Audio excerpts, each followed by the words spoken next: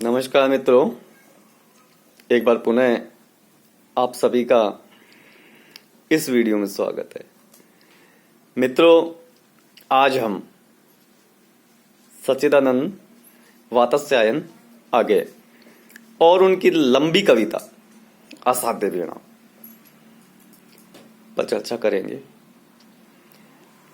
सबसे पहले हम ये जानेंगे कि ये जो लंबी कविता की परंपरा है ये कब से प्रारंभ हुई, किन किन कवियों ने, किन किन साहित्यकारों ने इसके विकास में योगदान दिया। साथियों, 1960 के उपरांत हिंदी साहित्य में काव्य विद्या के क्षेत्र में लंबी कविता का शुभारंभ होता है। अगर इसे ऐसे कहा जाए कि 1960 का वर्ष या इसके बाद हिंदी में दीर्घ कविता का श्री गणेश हो जाता है तो ठीक होगा। अब हमारे मानस पटल पर, हमारे मन में यह सवाल उठता है कि किन किन विद्वानों ने, किन किन कवियों ने, किन किन साहित्यकारों ने लंबी कविताओं का सृजन किया और इसके विकास में योगदान दिया। तो मित्रों, इस विषय पर हम चर्चा करते हैं नरेश मेहता की, धर्मवीर भारती, मुक्ति बोध, सर्वेश्वर दयाल सक्सेना, रघुवीर चाय। ये जो प्रसिद्ध नाम है ये यूं ही प्रसिद्ध नहीं हुए। इन्होंने युगीन साहित्यिक विधाओं के विकास में, साहित्यिक प्रवृत्तियों के विकास में, तत्कालीन परिस्थिति और परिवेश को आंकने में, उसे अभिव्यक्त करने में, उसे अभिव्यक्ति देने में, जनमानस को कविताओं के माध्यम से, रचनाओं के माध्यम से, साहित्य के माध्यम से प्रकट करना और तत्कालीन समय की परिस्थिति, समस्याएं, विद्रूपताएं, विसंगतियां, इन सभी को सामने लाना और उनके निवारण हेतु, उनके निराकरण हेतु रचनाओं के माध्यम से प्रयास करना, जनजागृति लाना, जन चेतना को तीव्र करना इनका महत्वपूर्ण कार्य था। और इसी कारण ये साहित्य के क्षितिज पर हमारे सामने दीप्यमान नक्षत्र की भांति चमकते हुए आते हैं। इनका जो कार्य है वो महत्वपूर्ण तो है ही, सराहनीय भी है। तो हम चर्चा कर रहे लंबी कविता की, दीर्घ कविता की। वैसे तो दीर्घ कविताएं मित्रों छायावाद युग से ही प्रारंभ हो गई थी। पंत जी ने, निराला जी ने, प्रसाद जी ने लंबी कविताओं की रचना की है, दीर्घ कविताएं लिखी हैं। लेकिन उन कविताओं में और 1960 के बाद की कविताओं में काफी भिन्नता है, अंतर है। और ये अंतर है वह इन दोनों में भेद कर देता है। सही मायने में माना जाए तो हम आगे जी की कविताओं से लंबी कविता का प्रारंभ मान सकते हैं। आगे जी का एक काव्य संग्रह है आंगन के पाल द्वार, जो कि 1959 से लेकर के 61 तक की कविताओं को अपने में समेटे हुए है। और इसी संग्रह की एक महत्वपूर्ण और प्रमुख कविता है मित्रों असाध्य वीणा। असाध्य वीणा आगे जी की ही नहीं, हिंदी साहित्य की भी महत्वपूर्ण और लंबी कविता है। आगे के साथ साथ हमने जो अभी ऊपर नाम गिनाए हैं उन सभी कवियों का इस विधा को विकसित करने में महत्वपूर्ण योगदान रहा है।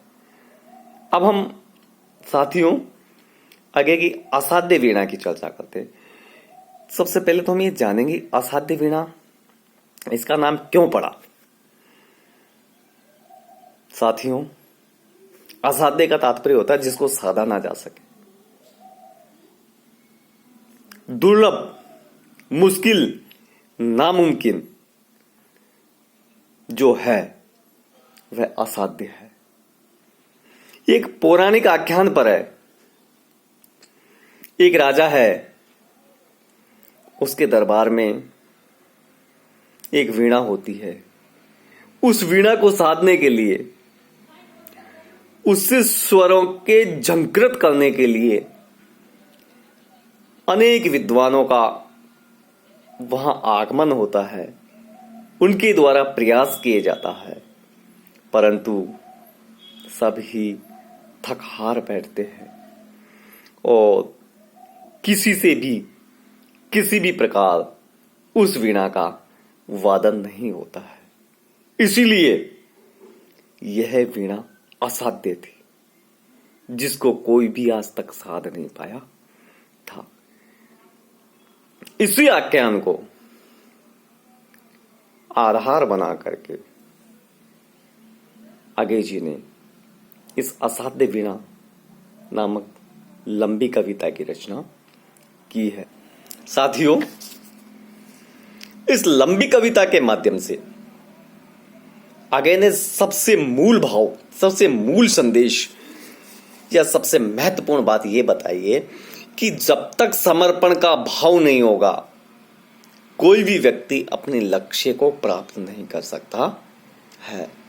अपने लक्ष्य को प्राप्त करने के लिए मित्रों एकाग्रचित होकर सच्चे मन से समर्पण करने की आवश्यकता होती है।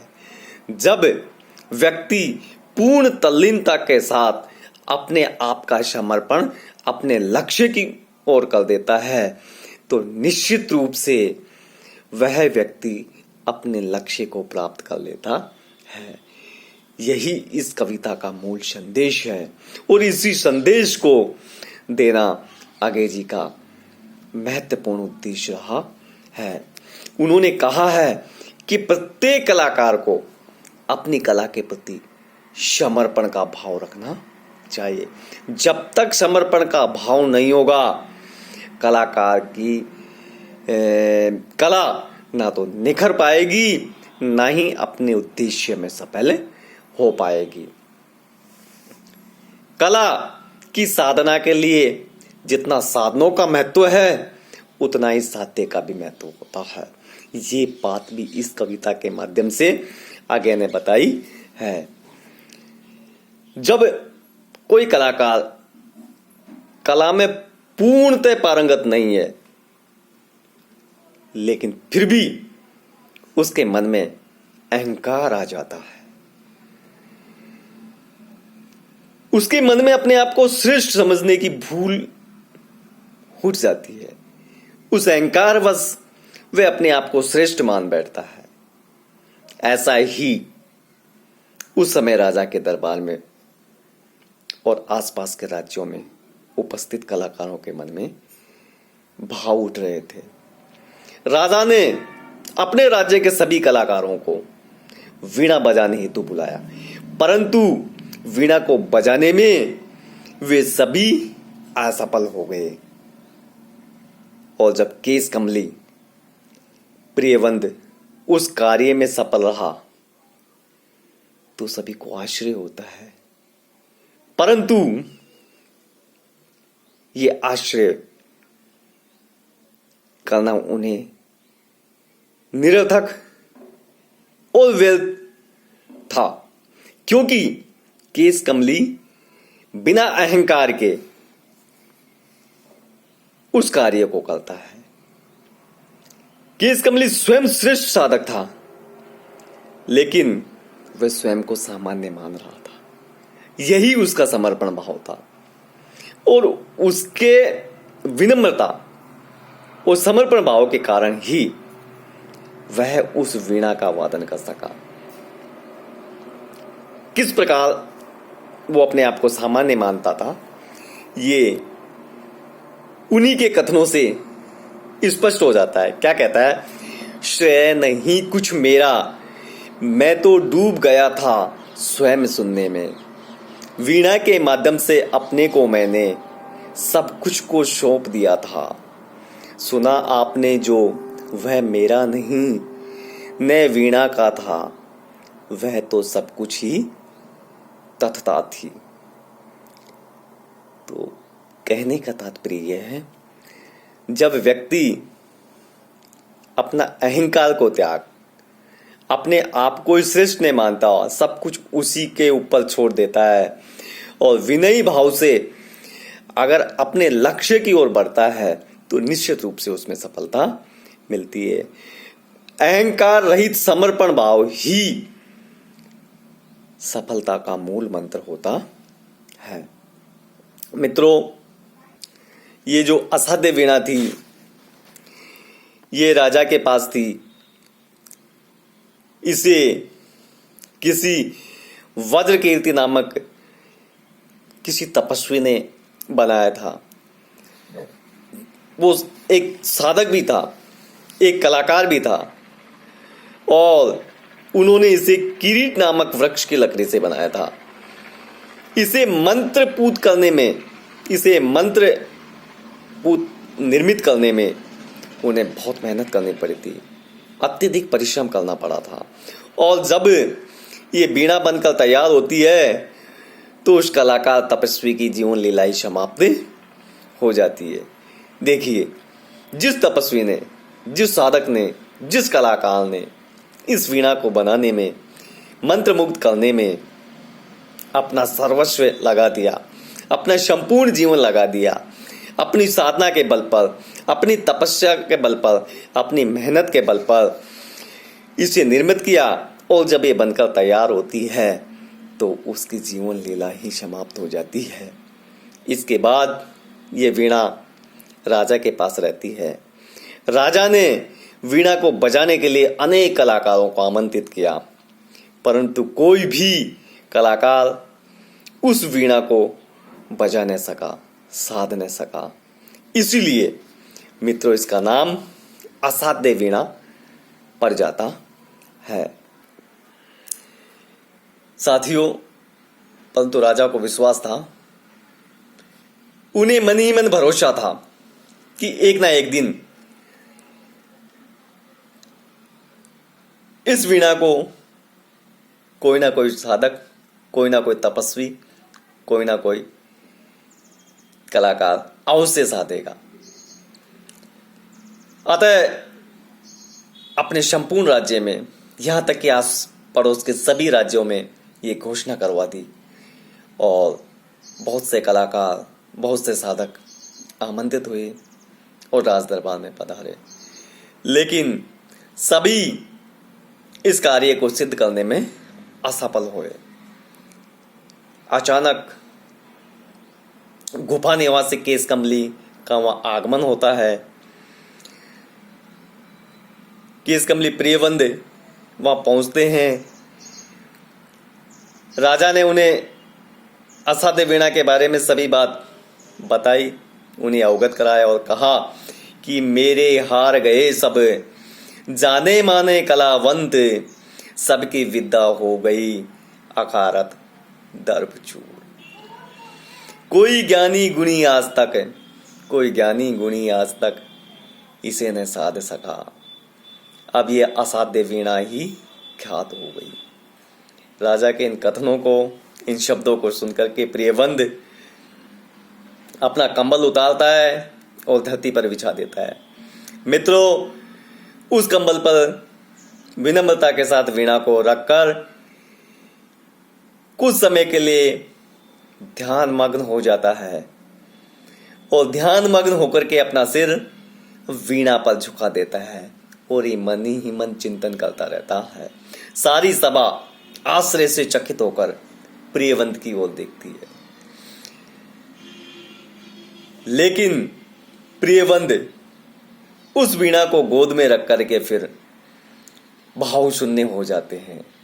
धीरे धीरे वे अपना सारा वातावरण भूल जाते हैं और मन ही मन उस वीणा की महिमा के बारे में सोचते हैं और अपना मस्तिष्क उस पर टिका देते हैं। आसपास के वातावरण को भी वो भूल जाते हैं। उस भाव दशा में उसे स्वयं को वीणा के प्रति समर्पित बना दिया है उसने। इस सर्वात्म समर्पण के बाद सहसा वीणा झंकृत होती है। वीणा से संगीत सुनकर के सभी लोग विमुक्त हो जाते हैं, प्रसन्न हो जाते हैं। कुछ समय तक वीणा बजती है, फिर शांत हो जाती है। अंत में प्रियवंत गोद से उतार करके वीणा को नीचे रख देते हैं। राजा ने प्रियवंत की प्रशंसा की, रानी ने उसे उपहार स्वरूप हार दिया। तो इतनी प्रशंसा, इतना सम्मान पाकर के भी प्रियवंत कहते हैं कि इसमें मेरा कोई श्रेय नहीं है। ये सब कुछ तो ब्रह्म की कृपा है, ईश्वर की कृपा है। इसके बाद केशकमली चला जाता है। तो इस कथ्य से, इस कथानक से, इस कविता से ये बात स्वतः सिद्ध हो जाती है कि जब तक सर्वस्व समर्पण नहीं है, जब तक अहंकार का त्याग नहीं है, जब तक एकनिष्ठ भाव से अपने कार्य के प्रति जागरूकता नहीं है, तब तक लक्ष्य को नहीं साधा जा सकता है।